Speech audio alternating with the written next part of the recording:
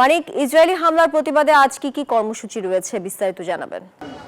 তানিয়া, আপনি অবশ্যই জানেন যে ইসরায়েলের নৃশংস হামলার শিকার হচ্ছে গাজায় সাংবাদিকরা।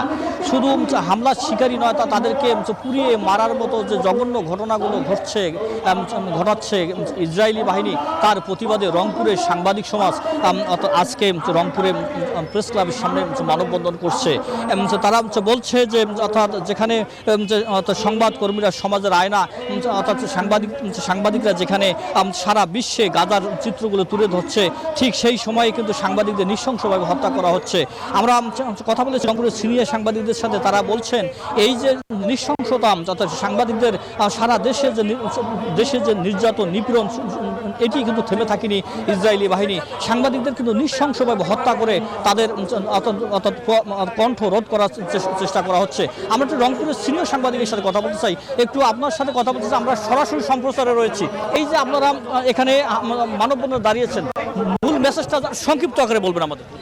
না, আমাদের মূল মেসেজটা হচ্ছে আমরা সাংবাদিকরা আজকে এখানে যে প্রতিবাদে দাঁড়িয়েছি, এখানে মূল যে বিষয়টা সেটা হচ্ছে যে গাজায় ইসরায়েলি বাহিনীর যে বর্বরতা, নৃশংস হত্যাকাণ্ড, সেই হত্যাকাণ্ডে তারা ঘটাচ্ছে এবং এ পর্যন্ত 60,000 নারী শিশুকে তারা হত্যা করছে। কিন্তু আমাদের যে উদ্বেগের কারণ সেটা হচ্ছে তারা এখন 211 জন সাংবাদিককে তারা নৃশংসভাবে হত্যা করেছে। তারা এই অতি দুদিন আগে আল জাজিরার সাংবাদিককে পুড়িয়ে মেরেছে। তা আমাদের সাংবাদিকদের অপরাধটা কি? আমরা তো সংবাদ পরিবেশন করতে চাই, আমরা তো কারো পক্ষে না। আমরা মনে করি যে এইটার ব্যাপারে বিশ্ববাসী এক হবে, জাতিসংঘ এই ব্যাপারে ভূমিকা নেবে এবং যত সাংবাদিকরা যাতে প্রশাসিত দায়িত্ব পালন করতে পারে সে ব্যাপারে ব্যবস্থা নেবে। অসংখ্য ধন্যবাদ। কথা বলছিলাম রংপুরের বর্ষিয়ান সাংবাদিক লিয়াকত আলী বাদলের সাথে। তিনি বলছেন যে কোনোভাবেই গাজার এই হত্যাকাণ্ড মেনে নেওয়া যায় না। একটু আপনার সাথে কথা বলতে চাই, আমরা সরাসরি সম্প্রচারে রয়েছি। সংক্ষিপ্ত আকারে বলবেন কেন আপনারা আজকে রাজপথে দাঁড়িয়েছেন? আমরা আজকে রাজপথে দাঁড়িয়েছি যে ইসরায়েল যে ফিলিস্তিনি যে ধ্বংসযজ্ঞ চালাচ্ছে, এটি কোনো একটি ধর্ম ভিত্তিক ধর্ম আমি বলি না, এটা ধ্বংসযজ্ঞ। এটি আমি মনে করি সকল মানবতা বিরোধী ধ্বংসযজ্ঞ, একটি জাতিকে নৃশংসভাবে এক জাতিকে ধ্বংস করে দেওয়ার জন্য এই হত্যাযজ্ঞ।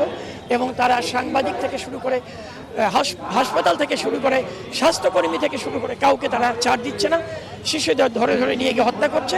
আমি কথা বলছিলাম সিনিয়র সাংবাদিক মাহবুব, একটু আপনার সাথে কথা বলতে চাই যে রাজপথে দাঁড়িয়েছেন, সংক্ষিপ্ত আকারে বলবেন কেন দাঁড়িয়েছেন?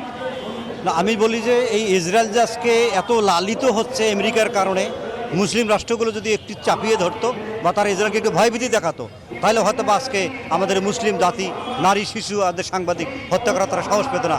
আমরা জাতিসংঘকে সজাগ হয়ে তাদের বিরুদ্ধে অ্যাকশন নেওয়ার আহ্বান জানাই।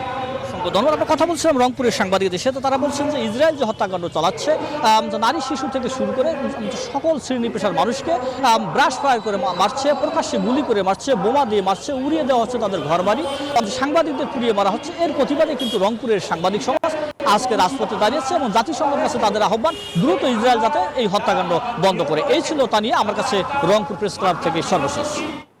বান্ডেল থাকলে প্রতি সেনমানিতে টাকা বাঁচবে। বিকাশ সেনমানি বান্ডিল কিনে জিতুন প্রতি লেনদেনে।